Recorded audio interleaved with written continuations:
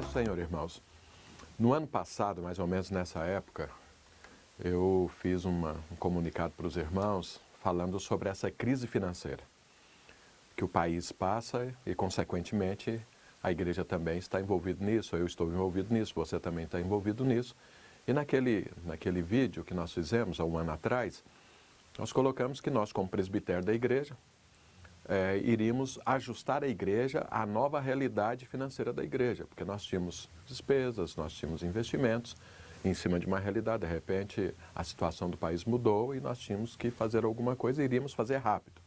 E realmente fizemos isso, né? Adequamos e ajustamos, e a igreja passou a reduzir os seus custos, paramos algumas coisas, tudo que era possível parar naquele momento e tudo, e ajustamos a nova realidade da igreja, e de lá para cá a gente vem, né, caminhando de uma forma assim bem justa mesmo, né? Eu sempre digo para os pastores, nós estamos com água por aqui, se baixar o nariz, morre afogado, financeiramente falando. Mas acontece que nós entendemos que isso é bênção, porque isso ajusta a administração, isso nos dá a oportunidade de crermos e os milagres acontecerem, e isso também nos dá a alegria de saber que Deus supre. Então nós entramos numa época de deserto, mas nós estamos debaixo da nuvem, e quem está debaixo da nuvem sobrevive até chegar em Canaã. É lógico que não é com abundância, porque no deserto a gente sobrevive, Deus cuida de nós, porque no deserto não adianta plantar que você não colhe, mas Deus cuida. Deus guarda, é no conta-gotas, mas Deus supre até que cheguemos a Canaã. E foi isso que aconteceu todo esse ano, e nós estamos nessa situação. Creio em nome do Senhor Jesus que nós estamos já num período já de final de crise e vamos começar a reconstruir o país, e eu acho que está passando por isso, e consequentemente todos nós envolvidos e vivendo nesse país também vamos sair disso em nome do Senhor Jesus. Então creio que a partir do próximo semestre nós teremos tempos melhores financeiramente falando, tanto o país, quanto a igreja, quanto você, quanto eu, em nome do Senhor Jesus.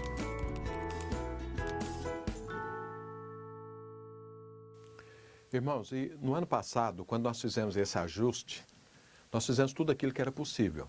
E ajustamos as despesas normais da igreja, a manutenção, que se refere a salário, aluguéis, água, luz e telefone, à entrada da igreja. E cortamos todas as coisas que eram possíveis serem cortadas sem parar a igreja. No entanto, tem alguns gastos ou investimentos que não podíamos parar imediatamente. Deixa eu te dar um exemplo, alguns exemplos. A construção do prédio da escola. Nós estávamos num processo de demolição e cavando, fazendo alicerce, e era profundos e tudo. Só que dos dois lados da nossa construção tinham prédios. E a gente cavando ali, e nós tínhamos que continuar, por quê? Com medo das coisas desbarrancarem, caírem. E nós não podíamos fazer isso. Isso seria uma irresponsabilidade. Você já viu que igrejas às vezes já fizeram isso e o prejuízo que isso foi. Então nós tínhamos que continuar esse trabalho até a construção chegar num patamar que nós não iríamos perder o investimento que já feito, e não se tornaria perigoso. E nós avançamos nisso. Isso então é uma coisa que não deu para parar no ano passado. Nós gastamos um tempo, quase um ano, fazendo isso para chegar nesse patamar. Também aconteceram alguns imprevistos. Como? Então, às vezes o proprietário de um imóvel, de um prédio hoje que nós estamos usando para a igreja, chega e nos pede o prédio. Ele vendeu para um construtor, ele quer usar o prédio para outra coisa, e tudo ele pede. Nós temos que sair. Quando a gente sai, nós alugamos um outro prédio, mas esse outro prédio precisa de toda uma reforma. E a igreja, como ela já está funcionando, não dá para a gente parar e ficar aguardando. Tem que fazer uma reforma mínima, que a igreja vá para lá e continue. Então, isso aconteceu algumas vezes, como agora Itaquera, que nós estamos trabalhando nisso aí esse semestre. Também aconteceram alguns incidentes, por exemplo, na nossa igreja lá no Grajaú, o muro de arrimo estava lá com chuva e tudo, ele caiu. Ficou uma coisa perigosa, nós tínhamos que fazer. Não tínhamos como não fazer. Coisas dessa forma não dá para esperar, é perigoso. Nós também tínhamos comprado alguns imóveis e nós estávamos pagando. Então o imóvel, por exemplo, de Osasco, nós terminamos de pagar esse mês. Então passamos todo um ano pagando. Então se nós juntarmos esses imprevistos, esses investimentos, aquilo que é seguro e tudo que nós tivemos que fazer, isso deu um montante da ordem de 2,5 milhões de reais. E o que nós fizemos? Se nós estávamos justos, como gastar esses 2,5 milhões a mais daquilo que nós estamos recebendo? Se você me perguntar de onde veio esse dinheiro, eu nem sei te explicar. Porque foi um milagre de Deus. Deus nos ajudou aqui, Deus abençoou aqui, uma oferta extra ali, o irmão que deu um imóvel, não sei mais o quê. Essas coisas foram acontecendo e a gente foi fazendo isso. Por quê? Tempo de deserto é também de tempos de milagres. De você ver o poder de Deus, o cuidado, a proteção do Senhor sobre a sua vida. E nós passamos esse um ano vendo isso literalmente. Então nós do presbitério trabalhamos isso e tudo.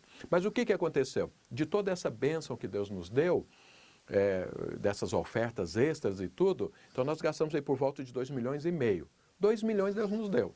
Então ficou faltando 500 mil. O que nós fizemos? Nós pagamos.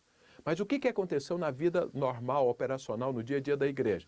Acabamos que 500 mil reais, atrasamos alguns pagamentos. Às vezes o salário paga depois, às vezes é um aluguel, uma conta de luz, a gente aguarda e tudo, como normalmente talvez você esteja fazendo nesse tempo de crise também. Então a igreja está assim.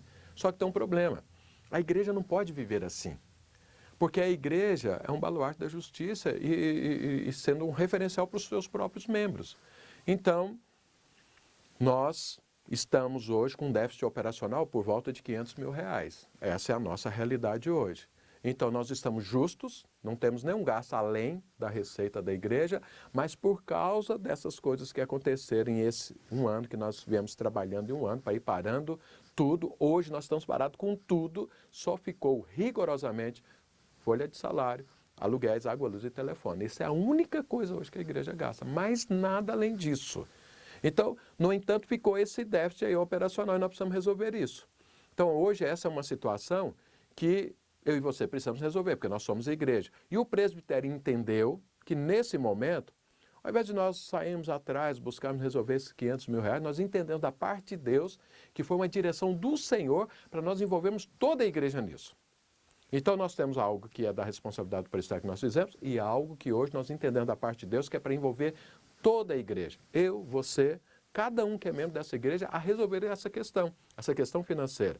Então, eu preciso te explicar um pouco mais desses detalhes, mas hoje você foi convidado a participar disso, porque Deus está nos dando uma grande oportunidade. Eu vou te explicar um pouco mais para você entender o quanto essa oportunidade é bênção de Deus para mim e para você.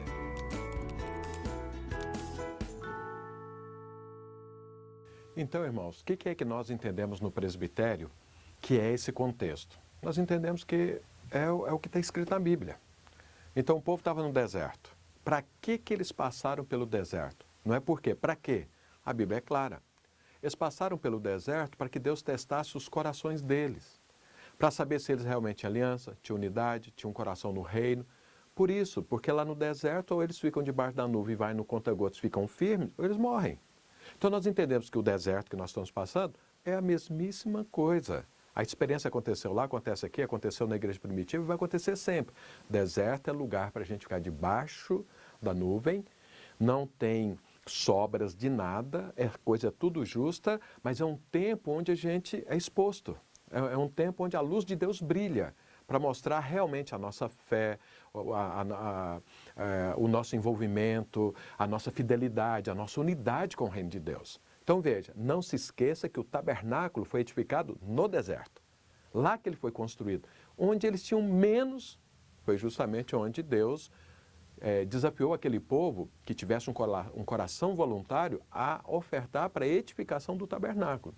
Então nós entendemos que hoje, vamos somar isso aí, 2,5 milhões de reais, 2 milhões nós já ajustamos, que esses 500 mil é uma oportunidade que Deus está dando para nós, igreja, porque os outros, a outra parte, os 2 milhões, nós, presbitério, fomos atrás, oramos, buscamos, cortamos, conversamos com o irmão aqui, outro ali, fomos atrás e resolvemos. Mas esses outros 500, nós estamos vendo o seguinte, não, peraí, toda igreja precisa participar. Todo mundo está na edificação do tabernáculo. O tabernáculo aponta para a igreja, para o reino de Deus, nós estamos edificando o reino.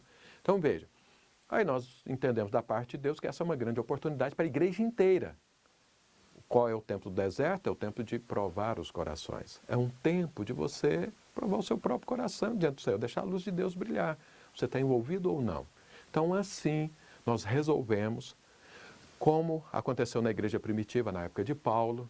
Então a igreja de Jerusalém estava passando dificuldade e ele tirou uma oferta para suprir essas necessidades. Eu não sei se você lembra, então veja, lá no deserto edificaram o tabernáculo. Lá na igreja primitiva, quando a igreja de Jerusalém, que foi a igreja que começou, que abençoou os outros, todas as outras igrejas estavam passando por necessidade, as outras igrejas se reuniram para abençoar Jerusalém.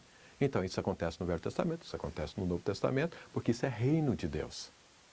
Então, nós resolvemos de tirar uma oferta, de colocar diante, de consagrar a Deus uma oferta para a gente resolver esse problema. E isso seria uma grande oportunidade de você olhar isso e falar, puxa vida, aquele povo no deserto ofertaram. O povo da Macedônia, segundo Paulo, eles rogaram para que eles pudessem participar dessa oferta para Jerusalém, e eles eram os mais pobres que tinham na época.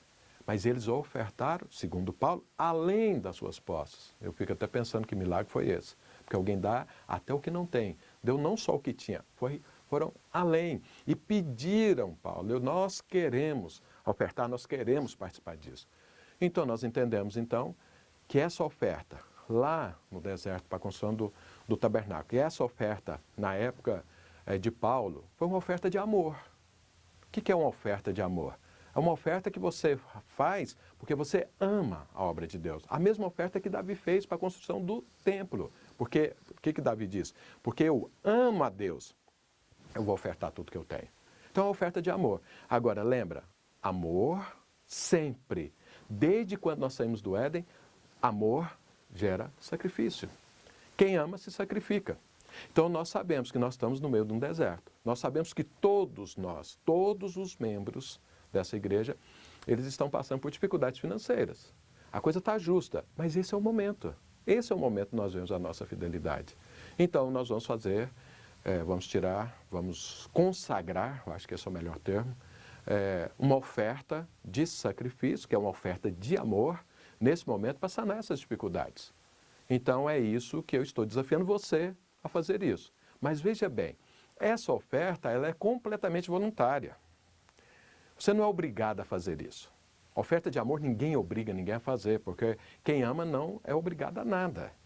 Mas eu estou te dando a oportunidade. Nós do presbitério entendemos que essa é uma grande oportunidade para mim, para você, para todos que estão envolvidos no reino de Deus, para a gente sanear isso, tirar esse déficit operacional, porque não estamos devendo ninguém. Nós estamos só pagando a coisa atrasada, mas o que? Leva um tempo, mais salário, o aluguel, segura aqui, segura ali, é isso.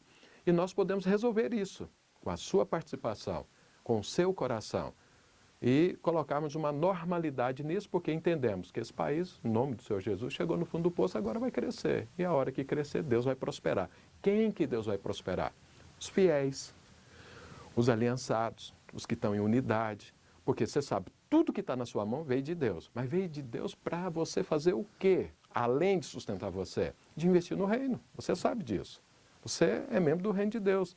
Tudo é de Deus e tudo deve ser usado para o nosso desfrute, para as nossas necessidades e crescimento do reino de Deus. Então nós vamos fazer essa oferta de amor, que é uma oferta de sacrifício. Eu quero te lembrar o seguinte, em 17 anos, aqui em São Paulo, essa é a segunda vez que nós fazemos isso. Houve uma primeira há 17 anos atrás e agora nós estamos fazendo uma outra nesse tempo. Então eu quero te falar, não perca essa oportunidade de ofertar. Não deixe passar essa oportunidade, porque Deus vai te abençoar. Isso, na verdade, é um teste para mim e para você. Pode ter certeza absoluta disso. E depois disso, nós vamos ver a prosperidade de Deus. Com certeza absoluta. Não tenha dúvida. Estou te falando isso para no ano que vem, porque eu quero fazer um novo vídeo no ano que vem falando, irmãos, está sobejando hoje. Está sobejando porque você foi fiel, porque Deus nos abençoou, porque nós passamos no teste. Amém, irmãos?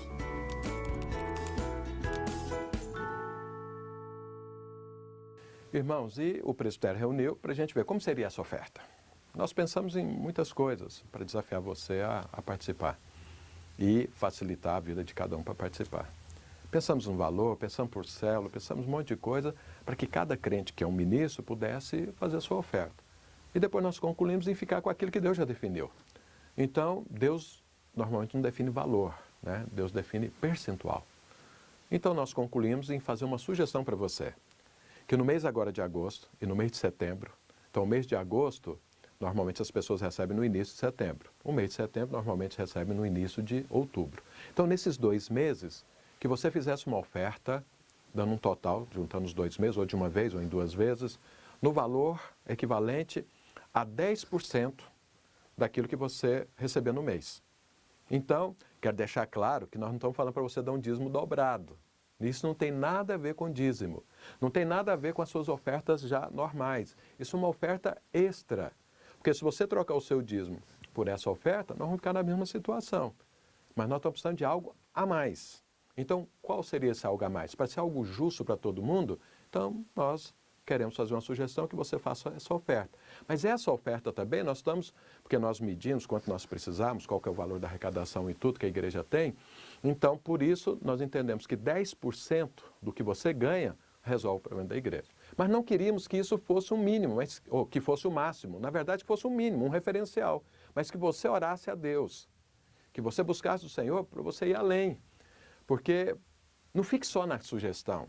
Vá além, porque eu tenho certeza que você quer coisas além da parte de Deus. Então vá além.